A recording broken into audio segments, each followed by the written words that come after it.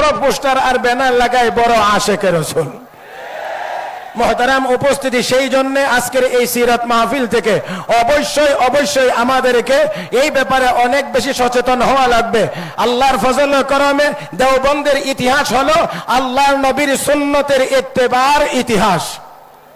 দেওবন্দি উলামায়ে কেরাম সুন্নতের উপরে আমলের মাধ্যমে তারা প্রমাণ করেছেন আশেকের রাসূল। কাগজে লিখে আর পোস্টারে লিখে ব্যানারে লিখে আমরা আশেকের রাসূল হতে চাই না, আমরা অনুসরণ আর অনুকরণের মাধ্যমে আশেকের রাসূল হতে চাই। দারুল উলুম দেওবন্দ মাদ্রাসার বানী ও মুবানী হুজ্জাতুল্লাহ ফিল আরদ কাসিমুল উলুম ওয়াল খায়রাত হযরত আকদাস হযরত মাওলানা মুহাম্মদ কাসিম নানুতভী রাহমাতুল্লাহি আলাইহি, ইংরেজ সরকার তার বিরুদ্ধে গ্রেফতারি পরোয়ানা জারি করেছে। গ্রেফতারি পরোয়ানা জারি করলে উনি আত্মগোপনে চলে গেলেন, আত্মগোপনে চলে গেলেন। আর এই আত্মগোপনে তিনি 3 দিন ছিলেন। 3 দিন পরে তিনি বের হয়ে চলে আসলেন। যখন বের হয়ে আসলেন তখন সাথী সঙ্গীরা বলছেন, হযরত এখনো তো আপনার ব্যাপারে এই যে পরোয়ানা জারি হয়েছে এটা উইথড্র করা হয় নাই, প্রত্যাহার হয় নাই, তো আপনি বের হয়ে আসলেন। হুজ্জাতুল্লাহ ফিল আরদ হযরত কাসিম নানুতভী জবাব দিয়ে বলেছিলেন, আমি তো আত্মগোপনে 3 দিনের জন্য এখানে গিয়েছিলাম নবীর সুন্নাত পালন করার জন্য। কারণ নবী মক্কা থেকে হিজরত করে মদিনায় যাওয়ার পথে গারে সৌরে 3 দিন অবস্থান করেছিলেন, তাই আমিও 3 দিন অবস্থান করে সুন্নাত পালন করেছি। নবী 3 দিনের বেশি থাকেন নাই, আমিও 3 দিনের বেশি থাকতে পারবো না। এই ছিল আমাদের আকাবিরিনদের সুন্নতের উপর আমলের কথা।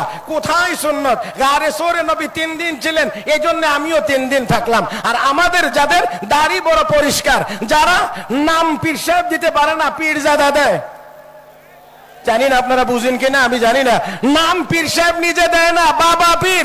এই জন্য ওনার তোতা পরিষ্কার হওয়ার পরে পীর তো আর বলতে পারে না পীরজাদা।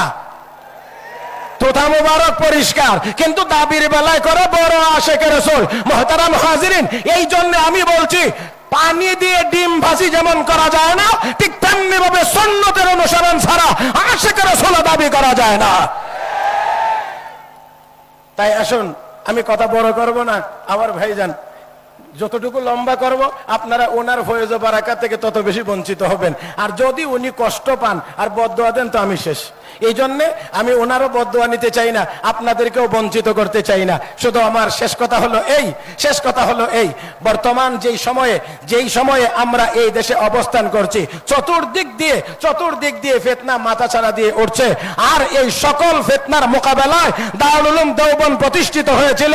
এই দারুল উলুমের সন্তানেরা জমিনে জিন্দা থাকবে, আর বেদাত মাথাছাড়া দিয়ে উঠবে, ফিতনা মাথাছাড়া দিয়ে উঠবে, আর আমরা নীরব থাকবো, তা হতে পারে না। এই জন্য সব বাতিলদের প্রতি আমাদের পক্ষ থেকে মেসেজ, এই বাংলার জমিনে কোন বাতিলের কোন ফিতনাকেই দেওবন্দি উলামায়ে কেরাম অতীতে যেমন চ্যালেঞ্জ ছাড়া ছেড়ে দেয় নাই, আমরাও বিনা চ্যালেঞ্জে একজন বাতিলকেও ছেড়ে দেব না ইনশাআল্লাহ।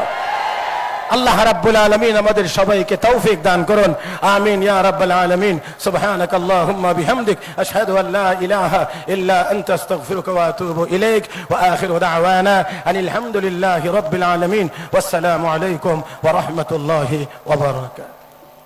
মাশাআল্লাহ, অল্প সময়ের মধ্যে অত্যন্ত চমৎকার কথা বলেছেন।